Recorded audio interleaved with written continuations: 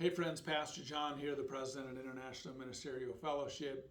And today in our leadership lesson, I want to talk to you about something that if you pastor a church, you have inevitably dealt with this. If you are in ministry, you have had this kind of a person that has just wrecked your time after a service. Now, what I'm talking about, let me just give you an example. So after church one Sunday, I had a man that came up to me. We had a great service. We ended with a wonderful worship song. And I was at the front, and we asked people, hey, if you want prayer, come on up and we'll be happy to pray for you. Well, this man marches right up, and he demands my time. And he starts to bring up all of these issues in his life and then issues with the church. And he probably took about 15 minutes of my time. And during the time that he was talking, I saw that other people needed prayer. And several of them wanted to talk to me, and they just kind of eventually wandered off. Well, that bothered me a little bit. So the next week, the same individual came up to me right again and got on my face and once again shared the same issues, the same concerns, things that didn't really even pertain to our church, but that they were just, he was going through. And so I gave him this time a little bit less time, and eventually he left. Well, the third week, this individual did the exact same thing to me. Got right in my face, started talking about things that didn't really matter. And I started to think, how do you deal with individuals who are demanding of your time? They're not really contributing anything. These are just people who just want to take your time. And in doing so, they're really prohibiting you from ministering to other people. Now, can you imagine if Jesus just all he did was meet with the Pharisees and didn't actually do ministry, just met with the people who got in his face and didn't actually care for the poor and the broken and the sick? And I felt this individual was one of those people that came and got on my face, was just questioning things about the sermon, about church, about this and about that. They weren't really, it was something that they were used to. I think they have a personality quirk. But they were taking all of my time. And I started to think, okay, how do I deal with this? And how can I help other pastors deal with it?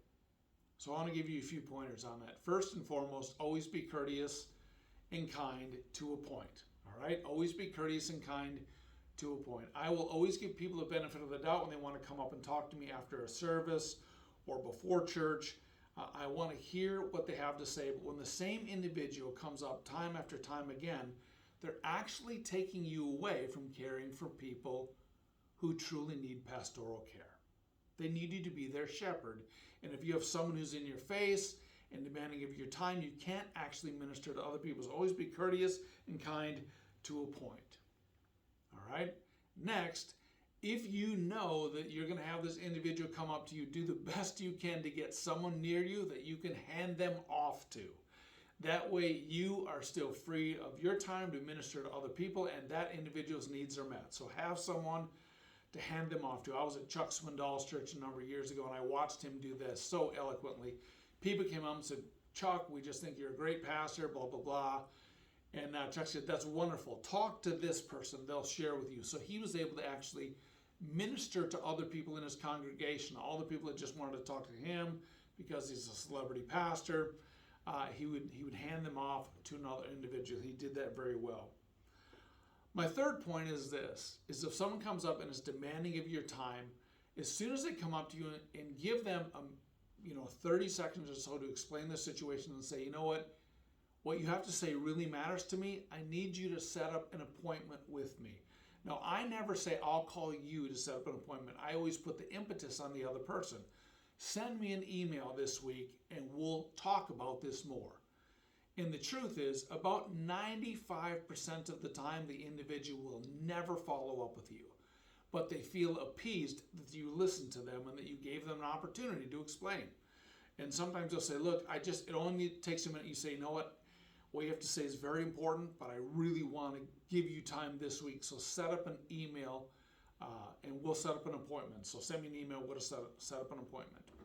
And if that doesn't work, if they continue to insist to get in your face, I simply do this. And I know it sounds mean, but I get very short with them and actually curt. For example, that man that kept coming up to me week after week after week with the same thing, the same issues. I tried to hand him off, it didn't work. I tried to set up an appointment, he wouldn't do it. So finally, about the 4th week or 5th week, whatever it was, he came up to me and he said, Pastor, I need this and that. And I said, what do you need now? And I just looked at him in the eye, and he was stunned that I looked at him, and I was like, what do you want? And he said, well, if it's that big of a deal, I just won't talk to you. And I said, yes, it is a big deal. If you don't have anything else, we're done talking. And I was very curt with the individual. So he came the next week again. He tried to get in my face again, and I did the exact same thing. I said, what do you want now? And he said, well, I guess nothing. And then he turned and walked away. And I don't know if I should say this, but they eventually left the church. This person was a parasite. They just have gone from church to church to church, taken the life out of all pastors and ministries, and they just drained them. And I had to draw the boundary somewhere so I was able to effectively minister to the rest of the congregation. So my best advice for you is love people. Just love people. But you also have to draw a line because your time is valuable and your church members are valuable. So you need to give equal time, or at least equal in a relative term, time to other people so you're not focused on one individual every single week. And always remember this, sheep bite. So always be ready for that. Sheep do bite, but you as a pastor, as a ministry leader, need to take control of your time and don't let someone hijack your time and make you ineffective in ministry. So with that, I'll leave you for now.